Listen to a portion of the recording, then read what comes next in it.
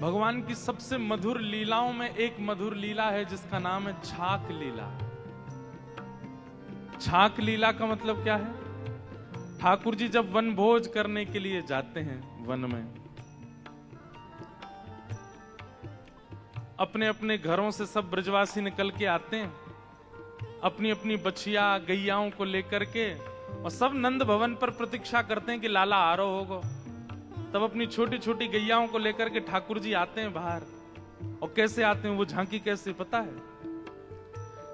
घुटने से ऊपर ऊपर तक ठाकुर जी धोती पहनते हैं, कमर में सुंदर काली कमरी बांधते हैं, उसमें वंशी खोंच लेते हैं, एक गैया हाकवे की छड़ी ऐसे कंधे पर लटका लेते हैं, और उस छड़ी के अंतिम भाग में एक पोटली टंगी होती है, उसमें छाक, छाक माने भोजन, भोजन यशोदा मैया ने रखे, कछु रोटी रखी, मक्खन रखे हैं, मिश्री रखी है, वो छाक लटका करके सब ब्रजवासी देखेंगे किसकी छाक बड़ी है।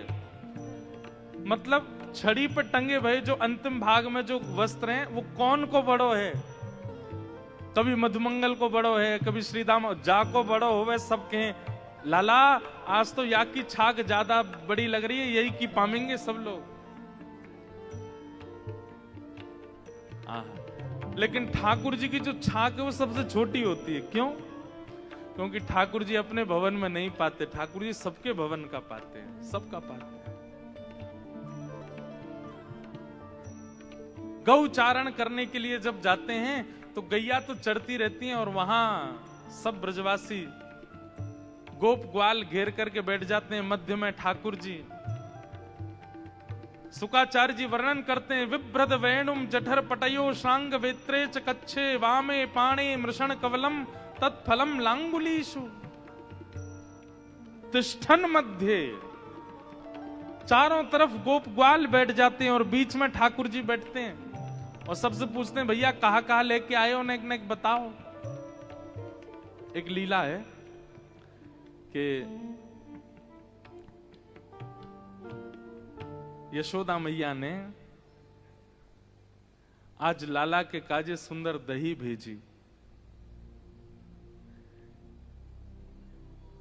लेकिन जैसे ही कोई सामग्री ठाकुर जी के पास आती है, ठाकुर जी का भाव है कि पहले श्री जी को निवेदित करते हैं, किशोरी जी को निवेदित करेंगे, अच्छी सामग्री आवेगी फिर उसके बाद पाते हैं। तो आज जैसे ही वन में भोजन करने के लिए ठाकुर जी गए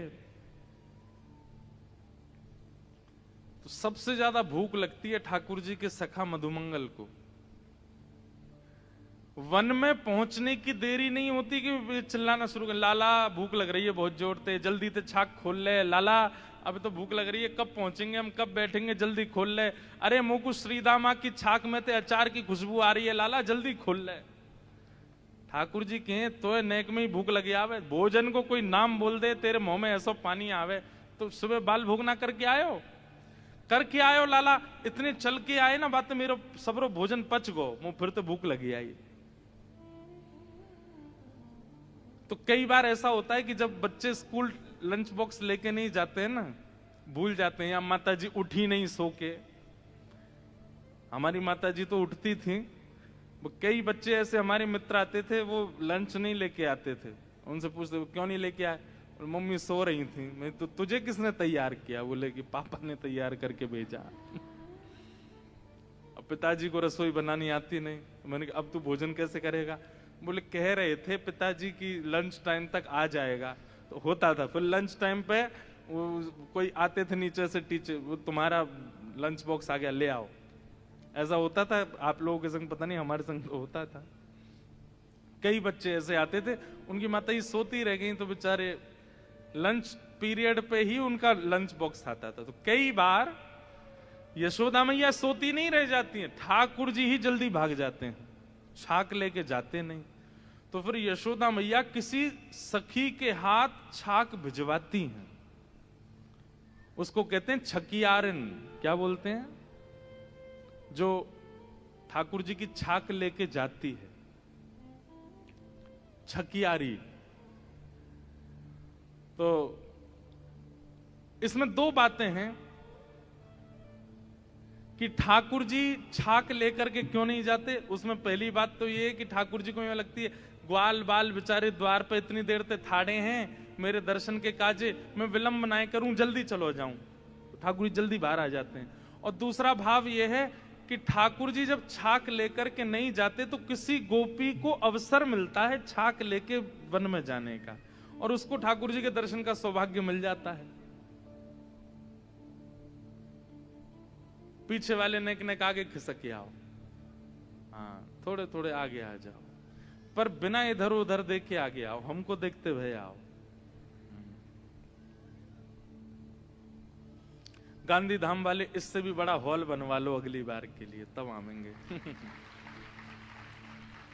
आप लोग इतने भाव से आते हैं, इतने प्रेम से श्रवण करते हैं, तो ध्यान से सुनना। ये छवि का दर्शन वज्रनाभ को हो रहा है जो हम अनुभव करा रहे हैं। तो आज ठाकुर जी छाक लेकर के नहीं आए। मधुमंगल बोलो मुझे तो भूख लग रही है, अरे मेरे तो पेट में दर्द है लगो, अरे मुझे तो बहुत जोर से भूख लगी है। सब सखा के बोले लाला जी तो भूखो ही रहे 24 घंटा, या तो नेक में ही भूख लगी आवे। सुबह बाल भूख करके निकला है घर से, वो केवल इतनी दूर गयो है कि केवल घर से निकल के वृंदावन से बाहर यमुना जी के तट पर, इतने में तो भूख लगी आई उसको। और ये कैसो है, अभी छाक आरोग लेगो, छाक पालेगो, और छाक पावे के बाद जब वापस घर जाएगो फिर रोने लगेगो कि मुझे भूख लग रही है, मेरो सबरो पच गो, चल के आए हूं, इतनी भूख लगे। मधुमंगल बोलो लाला भूख लग रही है। ठाकुर जी बोले मैं तो छाक लायो नहीं हूं, कोई छकियारी आ रही होगी देखियो। तो मधुमंगल ऊंचे ऊंचे वृक्षों पर चढ़ करके ढूंढ रहा है, अरे कोई छकियारी आई का, कोई छकियारी आई का, कोई भोग लेके आ रही है का घर से। और बार बार कहे लाला अभी तो कोई दिख ना रो, अभी तो कोई आए ना रो। तो ये लीला एक दो दिन की नहीं है, रोज सी होती है। तो छकियारिन दूर से देख लेती है कि एक पेड़ पर मधुमंगल चढ़ा हुआ है और ये भोजन की प्रतीक्षा कर रहा है, तो जानबूझ के छकियारी कहीं और चली जाती है कि और व्याकुल हो जाए। लेकिन आज यशोदा मैया ने ऐसी सुंदर दही भेजी, क्योंकि यशोदा मैया को पता रोटी तो ये दूसरे इनके घर की खावे को, मैं कुछ सामग्री भिजवा दूं। वह दही को देख करके ठाकुर जी के मन में इतना सुख आयो। जैसी छकियारी आई, मधुमंगल नीचे आगो, आकर के लड़न लगो, हेरी तो इतनी देर लग गई, इतनी देर लगो करे, हम यहाँ भूखे बिलबिला रहे हैं, भूख लग रही है, लाला बेचारो भूखो बैठो है। ठाकुर जी बोले सांची बोले कर, कोई और भूख ना लगी, यही लग रही है सबसे ज्यादा। लेकिन दही का रूप रंग देखते ही ठाकुर जी बोले ये तो पहले श्री जी को पधरानी चाहिए। और तुरंत मधुमंगल के हाथ से ठाकुर जी ने दही ले ली। बोले सुनो बैठो यहीं पे। बोले लाला कावे हो? बोले तो पता है हमारे ब्रज में एक वृक्ष है। बोले तो वह वृक्ष के नीचे सामग्री धरवे थे, वृक्ष में थे अमृत बिंदु गिरे, वो अमृत बिंदु गिरते ही भोजन जो है का अमृत तुल्य है जाए, वाकु पावे के बाद में युवावस्था बनी रहे। मधुमंगल बोला अच्छा लाला। फिर बोले नेक देर प्रतीक्षा कर, मैं यहां में अमृत बिंदु डलवा के लाऊं। अरे लाला हमारे तो प्राण ही नहीं कर जाएंगे, तू कहां जाएगा? ठाकुर जी बोले तू बैठो रे मैं जा। बोले हम ले चल। बोले ना एक ही व्यक्ति जा सके, ज्यादा जामे तो अमृत ना निकले। अच्छा ठीक है लाला चलो जा। ठाकुर जी लेकर के दही सीधे पहुंचते हैं गिरिराज जी, और गिरिराज जी में जाकर के श्री जी को पवाते हैं, श्री जी के संग छाक लीला करते हैं। ठाकुर जी कुंज और निकुंज दोनों में एक साथ लीला कर लेते हैं। जहां ग्वाल बाल है ये कुंज है, और जहां श्री जी है वो निकुंज है। भैया कोई चिल्ला करके मत बोलो, पीछे से कथा चल रही है ना, धीमे धीमे बोलो। सब लोग इधर देखो। श्री जी को जाके पवा दी। श्री जी ने खूब प्रेम से पाई, और जब श्री जी ने भोग लगाया ठाकुर जी बोले अब दे दो, अब लेके जाऊं यह है। और जैसे ही आए वापस आकर के सब ग्वाल बाल मचल रहे हैं। बोले लाला भूख लग रही है, जल्दी बैठ जा आए के। ठाकुर जी बीच में बैठ गए, चारों तरफ ग्वाल बाल सबको प्रेम से पवा रहे हैं ठाकुर जी।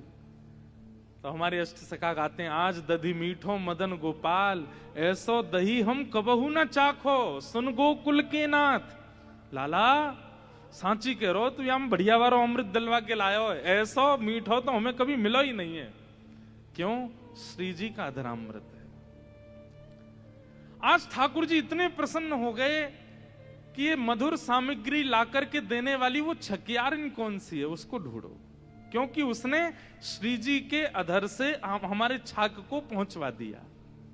आज उसको इनाम मिलना चाहिए। तो ठाकुर जी जब लौट करके आए हैं तो उस छकियारिन को ढूंढ रहे हैं। यशोदा मैया से कह रहे, मैया आज तेने कौन सी गोपी भेजी छाक लेके? तो मैया बता रही है वो गोपी। तो ठाकुर जी उसके घर गए, और जैसे ही उसके घर गए हैं वज्रनाभ इस लीला का दर्शन कर रहे हैं। हाँ, सावर सखी बड़ी बड़ भागनी, सावर सखी बड़ी बड़ भागनी, सावर सखी बड़ी बड़ भागनी, सावर सखी बड़ी बड़ भागनी, जिन हरि कंठ लगायो, जिन हरि कंठ लगायो, जिन हरि कंठ लगायो, जिन हरि कंठ लगायो, हे द्वारे मेरे वंशी कौन बजावे, द्वारे मेरे वंशी कौन बजाई, द्वारे मेरे वंशी कौन बजावे, द्वारे मेरे वंशी कौन बजाई, चल री सखी चल दर्शन करिए, चल री सखी चल दर्शन करिए, जो नंद बाबा की धेनु चरावे, जो नंद बाबा की धेनु चरावे, वंशी कौन बजावे, द्वारे मेरे वंशी कौन बजावे, हाँ द्वारे मेरे वंशी कौन बजावे, द्वारे मेरे वंशी कौन बजावे। ठाकुर जी आज वन में गए, छाक लीला करके वापस आए, और वापस आकर के एक सांवल सखी, एक सांवली सखी जो छाक लेकर के गई थी, उससे ठाकुर जी घर जाकर के हृदय लगा रहे हैं। और ये दर्शन किसको हो रहा है? वज्रनाभ को। किस प्रभाव से? धाम दर्शन, और धाम दर्शन करते हुए लीला श्रवण। धाम दर्शन और लीला श्रवण ये दो साधन किए हैं, और इनका परिणाम क्या हुआ कि रूप का अनुभव होने लगा, दिखने लगे ठाकुर जी। जिस वृंदावन में कोई नहीं दिख रहा था वज्रनाभ को, उस वृंदावन में लीला दिखने लगी, गली दिखने लगी, चौबारे दिखने लगे, अटारी दिखने लगी, सखियां दिखने लगी, लीलाएं दिखने लगी। सांडिल्य मुनि के चरणों में प्रणाम किया, बोले भगवान सब आपकी कृपा। तो ये भजन का रूप है। सबसे पहले तो धाम जाओ, और धाम में जिस स्थान पर जाओ उस स्थान की लीला श्रवण करो। आप गोवर्धन गए हैं परिक्रमा लगाने, लेकिन गिरिराज जी की लीला नहीं सुनेंगे तो परिक्रमा का कोई फल नहीं मिलेगा। फल तो मिल जाएगा, लेकिन फल चाहते हो वो बात अलग है, पर प्रेमी लोग फल नहीं चाहते। प्रेमी लोग तो केवल प्रेम आस्वादन चाहते हैं। तो इसलिए गिरिराज की कोई लीला सुन करो वहां बैठ करके। राधा कुंड गए तो राधा कुंड की लीला सुनो, कृष्ण कुंड गए तो वहां की लीला सुनो, नंदगांव गए तो वहां की लीला सुनो।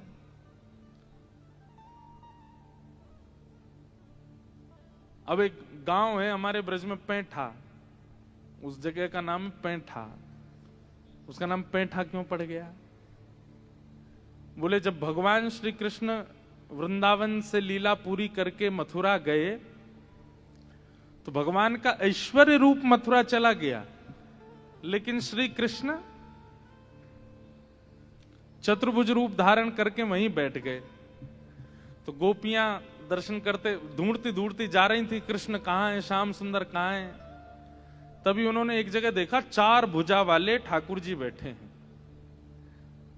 तो 4 भुजा वाले ठाकुर जी वो स्वयं कृष्ण ही है, लेकिन 4 भुजा थी। तो 4 भुजा देख करके बोली, अरे कोई देवता बैठो है हमारे ब्रज में, या तो प्रार्थना करके यूं कह दो कि 2 भुजा वालों कन्हैया हमको दे दो। ऐसी उनकी निष्ठा 2 भुज ठाकुर जी में कि 4 भुजा वाले श्याम सुंदर से भी 2 भुजा वाले ठाकुर जी मांग रही हैं, हमारो मुरली वारो श्याम, हमारो मुरली वारो श्याम। चतुर्भुज भगवान बोले मैं ही हूं श्याम सुंदर। तो गोपी कह रही आप नहीं हो। विनवंशी वनमाल कंठिका नहीं पहचानत नाम। अरे 2 भुजा वाले और बिना वंशी के हम पहचाने ही ना ये कौन है। हमारो कन्हैया तो 2 भुजा वारो। तो ये गोपियां रोज जाती थी कहां? बोले चतुर्भुज बैठा, और बैठा बैठा थे वो पैंठा। वहां चतुर्भुज भगवान बैठे इसलिए नाम पड़ गया पैंठा।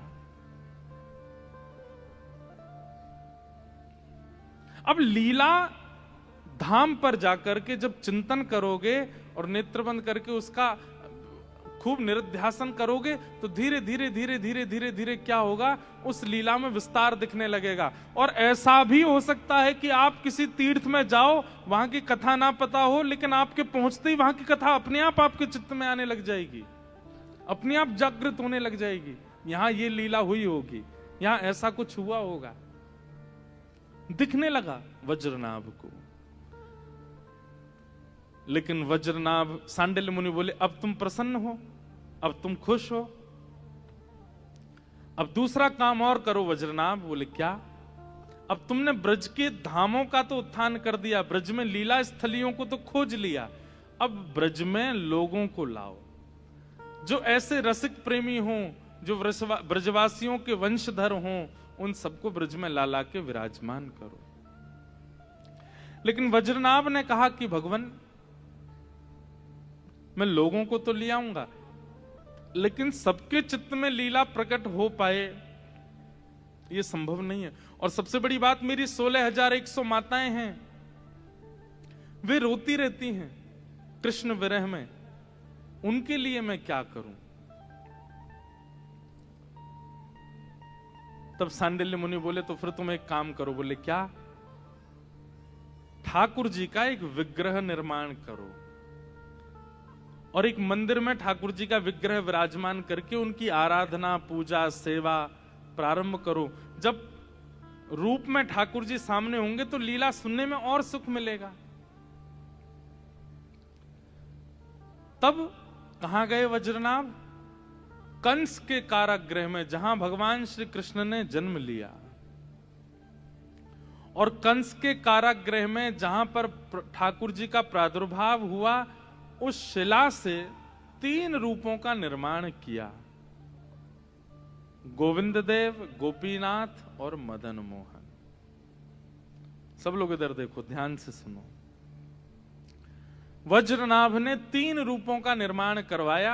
गोविंद देव, वैसे तो अनेक रूप बने, करवाते गए, कई सारे रूप ऐसे हैं जिनके ऊपर ऐसा प्रमाण है कि ये वज्रनाभ भगवान के परपौत्र ने ही निर्माण करवाए। पर प्रधान रूप से गोविंद देव, गोपीनाथ और मदन मोहन, इन 3 रूपों का निर्माण वज्रनाभ ने करवाया। किस लिए? कि व्रज में जब ब्रजवासी रहने लग जाएं, उनकी माताएं जो व्याकुल रहती हैं, वे सब इनका दर्शन करके सुख को प्राप्त होंगे। नहीं तो व्रज आके सब दुखी हो जाएंगे कि यहां से श्री कृष्ण चले गए, रोता विलकता छोड़ गए सबको। 3 रूपों का निर्माण कराया। फिर कालांतर में, भविष्य में ये तीनों रूप भूमिगत हो गए।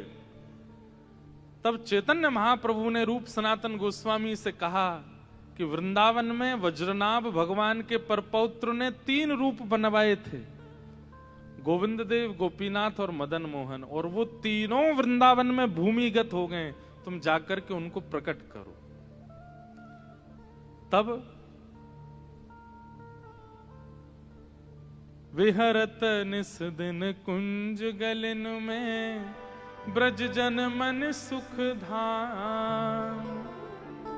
विहरत निस दिन कुंज गलिन में, ब्रज जन मन सुख धाम। हे मदन मोहन को रूप निरख के, मदन मोहन को रूप निरख के, श्री मदन मोहन को रूप निरख के, मदन मोहन को रूप निरख हे सनातन बल बल जाए, वृंदावन मेरो वृंदावन, वृंदावन मेरो वृंदावन। हे श्री वृंदावन प्यारो वृंदावन, श्री वृंदावन प्यारो वृंदावन। इस प्रकार सनातन गोस्वामी को मदन मोहन जी प्राप्त हुए। सब सुख सागर रूप उजागर, रहे वृंदावन धाम। सब सुख सागर रूप उजागर, रहे वृंदावन धाम। हे रूप गोस्वामी प्रगट कियो जहां, रूप गोस्वामी प्रगट कियो हे जहां। रूप गोस्वामी प्रगट कियो जहां।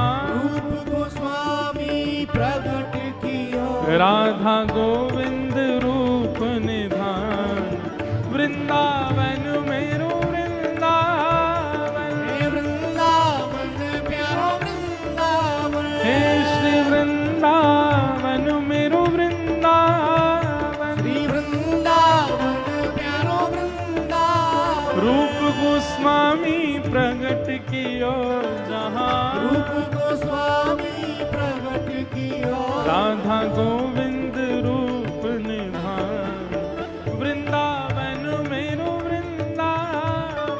वृंदावन मेरो वृंदावन। हे श्री वृंदावन प्यारो वृंदावन। श्री वृंदावन प्यारो वृंदावन।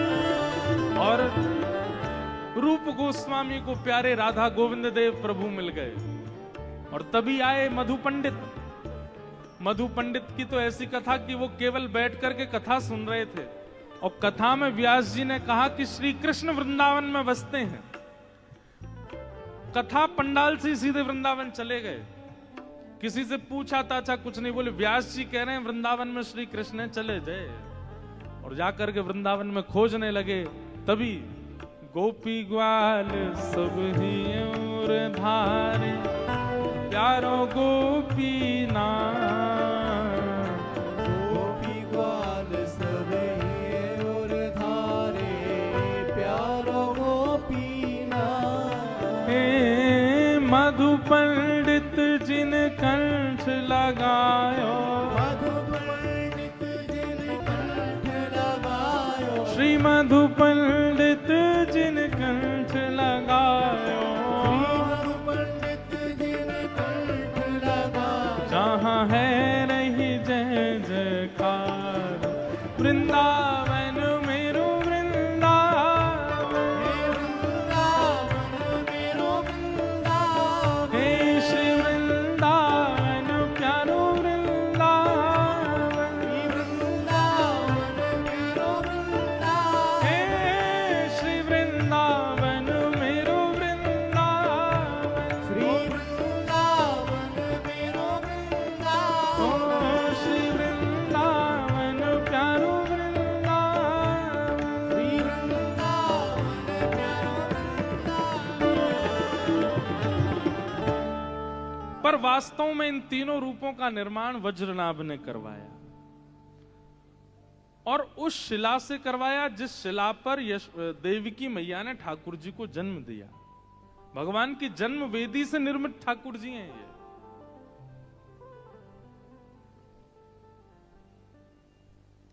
लेकिन वास्तव में इनका निर्माण वज्रनाभ ने किया। तो देखो, धाम में लीला श्रवण और फिर लीला का अनुसरण, और उससे क्या प्राप्त हुआ? रूप की प्राप्ति हो गई। क्योंकि अभी कलिकाल में जब तक धाम, लीला, रूप तीनों नहीं आएंगे चित्त में, तब तक नाम फल प्रदायक नहीं होगा। तब तक नाम आप कितना भी जपते रहो, उस नाम से लाभ नहीं होगा। नाम से लाभ तो तभी होगा जब ये द्वापर में, ये त्रेता में, ये सतयुग में संभव था कि ठाकुर जी का नाम प्रथम ले लिया गया और फिर उसके बाद लीला प्रकट हो गई, धाम प्रकट हो गया, आदि आदि। पर अभी समय बदल गया। अभी पहले धाम, लीला, रूप, उसके बाद नाम। कई लोग नाम आश्रय पहले ले लेते हैं, अच्छी बात है, उसमें बुराई नहीं है। अगर आप नाम, रूप, लीला, धाम भी चलोगे तो भी कोई दिक्कत नहीं है। लेकिन फिर भी जैसे कहते हैं ना कि दवाई भोजन के बाद लेनी चाहिए, पेट में गर्मी नहीं बनती। आपको भोजन से पहले ले लें तो भाई रोग तो दूर करेगी, लेकिन गर्मी बनने का और साइड इफेक्ट होने का थोड़ा चांस बढ़ जाता है। तो हम तो यही रिकमेंड करते हैं कि सबसे पहले धाम और लीला, इन दोनों पर जितना हो सके चिंतन करो। ठाकुर जी के धामों का दर्शन और उन धामों में भी लीलाओं का श्रवण। यहां कौन सी लीला हुई, यहां कौन सी लीला हुई, यहां कैसी लीला हुई, यहां कैसी लीला हुई, आदि आदि। और फिर उसके बाद उसका चिंतन, और चिंतन के बाद जब रूप प्रकट होने लग जाए चित्त में, वो लीला प्रकट होने लग जाए, तब नाम जप में बैठो।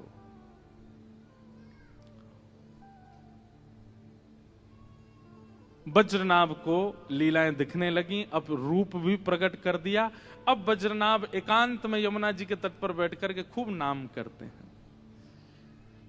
लेकिन जो 16,100 माताएं साथ में आई थीं द्वारिका से, वे अभी भी विचलित हैं। उनका कल्याण कैसे हो? तब वे 16,100 माताएं एक दिन मन में बात करती हैं कि हमारी जो 8 बड़ी बहनें थीं, मतलब भगवान की 16,108 पत्नियां हैं, जिनमें से 8 भगवान के साथ जा चुकी हैं, 16,100 बची हैं। तो ये आपस में चर्चा करती हैं कि हमारी जो 8 बड़ी बहनें थीं भगवान की अष्टपटरानियां, उनमें से एक पटरानी जल के रूप में, यमुना जी के रूप में बह रही हैं वृंदावन में। चलो उनके पास चलते हैं। और तब भगवान की 16,100 राजकुमारियां यमुना तट पर जाती हैं।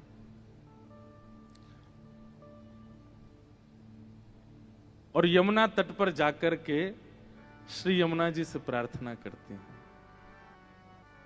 हे श्री यमुना जी, आप हमारी बड़ी हैं, भगवान की अष्टपटरानियों में से एक हैं।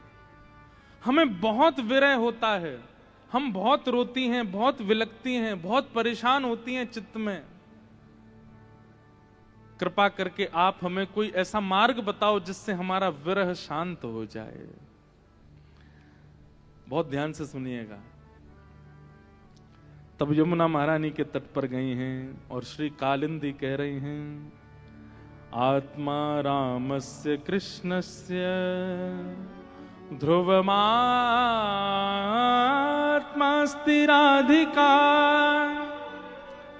तस्य दास प्रभावेण विरहोस्मान् न संस्पृशेत्।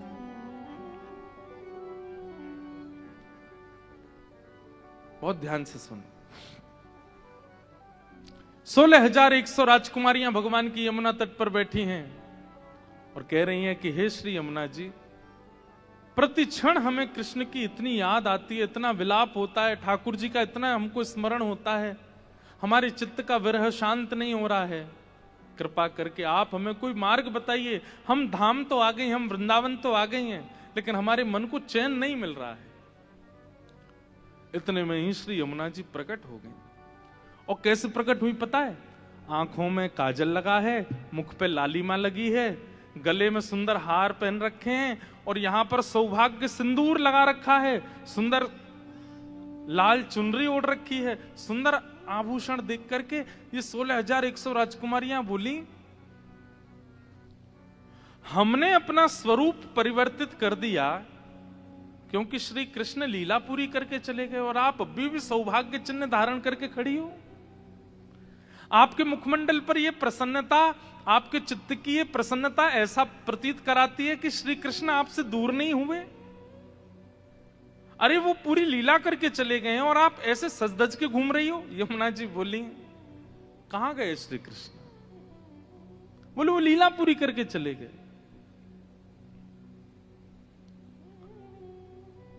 हम इतनी विरह कातर हो रही हैं, आप इतनी प्रसन्न कैसे हो? यमुना जी बोली, मैं जो कहूं उसको भली भांति समझना। बोले क्या? बोले व्यक्ति अपनी वस्तु से दूर होता है लेकिन अपने अंग प्रत्यंग से दूर कभी नहीं होता। आप स्कूल गए, टीचर ने कहा होमवर्क किया तो आपने बोल दिया कॉपी घर भूल आए। लेकिन कभी आप ऐसा कहते हो, टीचर बोले हाँ भाई आज एग्जाम है, आज तुम बुद्धि भूल आए घर पे, कैसे करें? बुद्धि नहीं भूल सकते आप। या फिर आप ऐसा कहो कि मैं लिखूंगा कैसे, मैं तो हाथ घर छोड़ के आया हूं, हाथ तो संग ही है।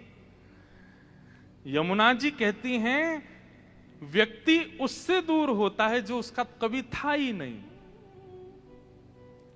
बहुत ध्यान से सुनिएगा, व्यक्ति उससे दूर होता है जो उसका कभी था ही नहीं, पर आत्मा तो उसकी ही होती है और वो उसके साथ ही रहता है हमेशा। तुम सब और सब द्वारिका के लोग और ये सब पृथ्वी के लोग ये श्री कृष्ण के कभी थे ही नहीं, इसलिए तुम लोगों को वियोग लग रहा है, तुम लोगों को वियोग का अनुभव हो रहा है। पर ये व्रज, ये वृंदावन और इस वृंदावन की अधिष्ठात्री श्री किशोरी जी राधा रानी, ये तो कृष्ण की आत्मा है। कि आत्मा रामस्य कृष्णस्य ध्रुवमास्माति राधिका तस्य दास प्रभावेण विरहोस्मान संस्पृशेत। यमुना जी कहती हैं श्री राधा रानी तो कृष्ण की आधा हैं। आधा मतलब आधार।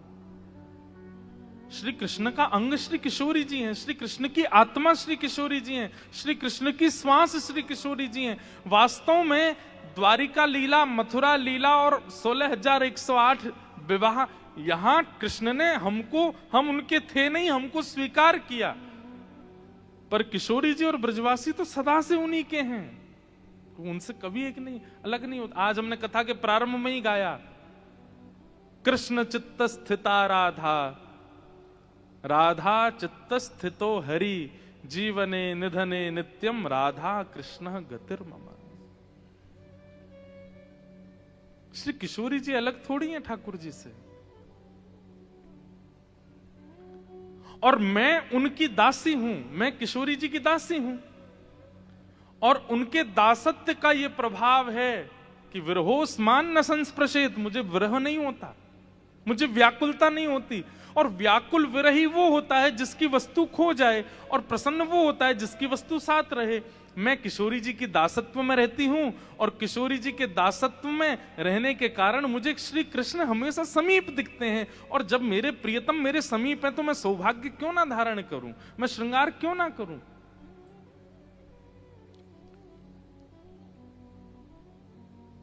इसलिए मुझे विरह नहीं होता।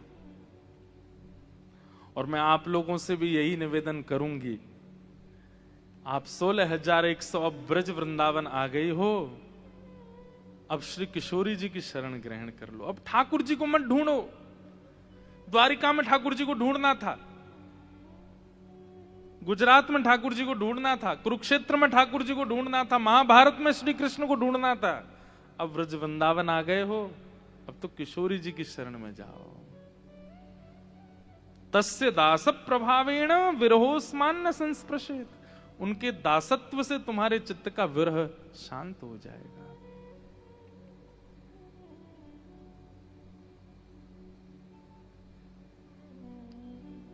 किशोरी मोहे अपनो ही कर लीजे, किशोरी मोहे अपनो ही कर ली।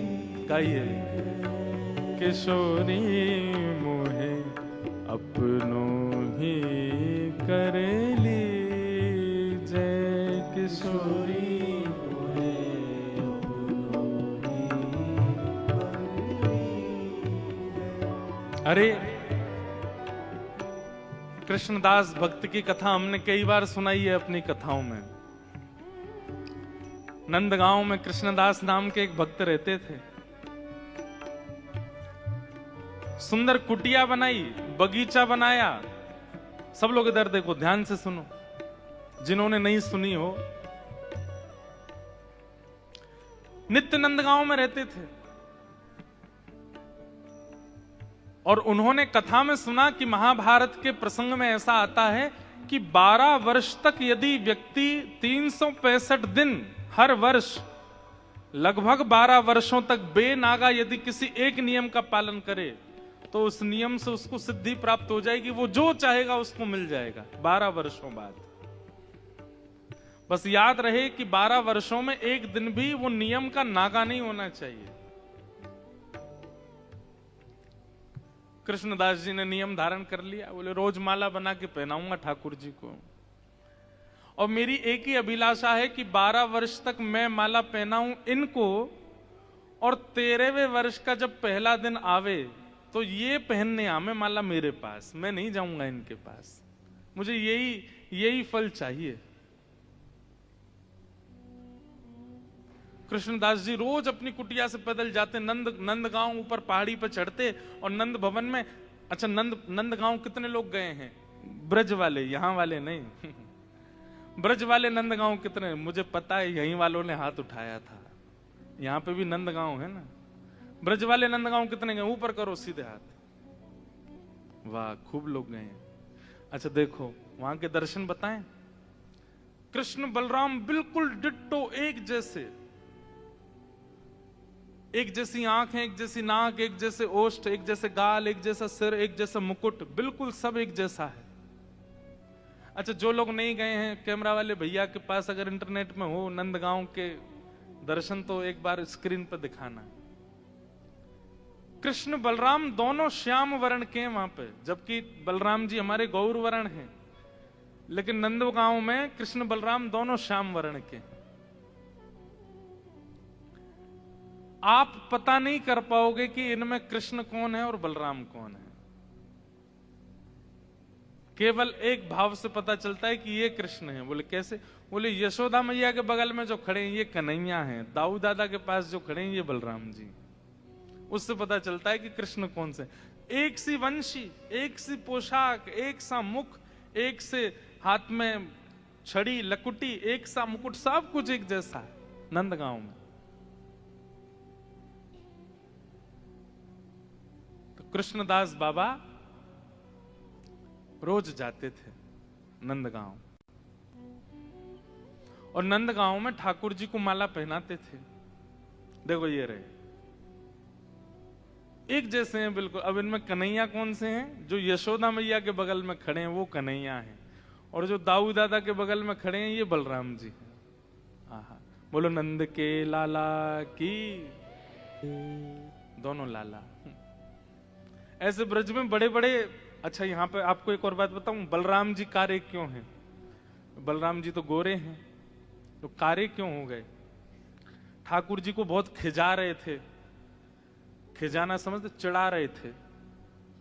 ठाकुर जी को बहुत चिढ़ा रहे थे। क्यों चिढ़ा रहे थे?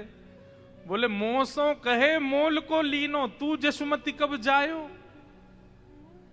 ठाकुर जी ने जाके यशोदा मैया शिकायत कर दी, मैया जे बलदाऊ बहुत खिजायो मोए। बोले कहा कहवे? बोले मो तो यो कहवे, तो हम मोल पे लेके आए हैं, तू नंद रानी यशोदा के यहाँ थोड़ी जन्मो है। यशोदा मैया बोली लाला ऐसे ही बोले, बोले ना है मैया, मोकू बलराम की बात पे भरोसा है को है। मैया बोली क्यों? बोले यशोदा गोरी, नंद बाबा गोरे, मैं कारो कैसे जायो? तुम दोनों गोरे हो और ये बलराम भी गोरो है, मैं कारो कैसे है को? मैया तू सांची में मुंह को मोल पे लेके आई। और मैया एक बात और सुन, बोले कहा बलराम यो ना कहवे कि 10-20 50 सोने की मुहूर्त मुंह को खरीद के लाइयों के आधी रोटी पे लेके आए हम तो है। यशोदा मैया बोली लाला ऐसे रोयो मत करे ना मैया, तो पे दो ही रास्ता है। बोले कौन से? बोले या तो मोए गोरो कर या बलराम कारो कर। यशोदा मैया बोली भैया कारी को गोरो बनाना बड़ो कठिन काम है। आज तो नहीं है, उस समय ब्यूटी पार्लर तो थे नहीं, लेकिन गोरे को कारो बनाया जा सके। तो यशोदा मैया ने पकड़े बलदाऊ जी और लेके काजर सीधे मुंह पे, नाक पे, आंख पे, पूरे मुंह पे कर दिए। लाला देख बलराम। बोला हाँ अब बढ़िया लगा। ए मेरो बलदाऊ भैया कैसा हो, सुंदर लग रहा हो। या हमारे नंदगाम में दोनों कारे खड़े हैं, देखो पहचान ही नहीं सकते कि आप बलराम जी कौन से हैं, बिल्कुल एक जैसे। अब देखो ये लीला सुनी। अब लीला सुनने के बाद जब आप धाम जाओगे ना और धाम पर जाकर के इस लीला का चिंतन करोगे तो आपको मूर्तिमंत नहीं दिखेंगे, आपको जड़त्व का अनुभव नहीं, आपको चैतन्य दिखने लग जाएंगे। ठाकुर जी की तो सचल हैं, ये लीला कर रहे हैं।